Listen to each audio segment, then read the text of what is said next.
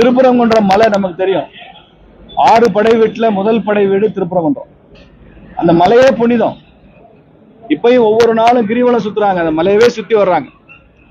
பௌர்ணமி அன்னைக்கு ஆயிரக்கணக்கான பக்தர்கள் லட்சக்கணக்கில் கிரிவலம் சுத்தி வர்றாங்க. அந்த மலையவே புனிதமா கொண்டாடுறாங்க. அந்த சந்நிதியில இருந்து, கோவில்ல இருந்து சந்நிதி தெருவில் 4 பக்கமும் எங்கேயும் அசைவ உணவு கடையே கிடையாது. புரோட்டா கடை இருந்தா கூட சைவ புரோட்டா தான் அடிக்க முடியும், அசைவம் வைக்க முடியாது.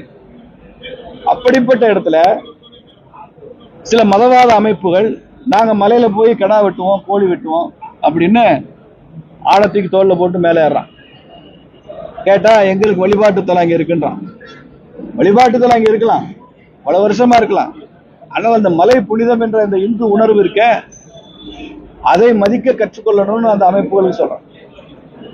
அதை கொஞ்சம் கூட மதிக்காம ராமநாதபுரம் எம்பி நவாஸ்கனி அங்கே வந்து அசைவ உணவு சாப்பிட்டாருன்னு பத்திரிகைகள் செய்தி வருது. அவர் மறுத்திருக்கிறார், நான் சைவம் தான் சாப்பிட்டேன்னு. ஆனால் அங்கே வந்து சாப்பிட வேண்டிய அவசியம் என்ன? அந்த ஸ்பாட்டுக்கு வர வேண்டிய அவசியம் என்ன? ஒருத்தர் எம்பி ஆக முடியாது.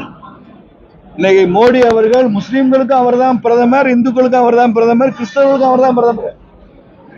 ஸ்டாலின் இந்துக்கள், முஸ்லீம்கள், கிறிஸ்டியன் எல்லாருக்கும் அவர் தான் முதலமைச்சர்.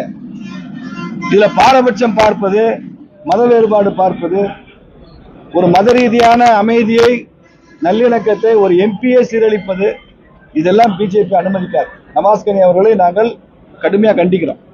அடுத்த தேர்தலில் நீங்க ராமநாதபுரத்தை ஜெயிக்க, டெபாசிட் காலியாவீங்க.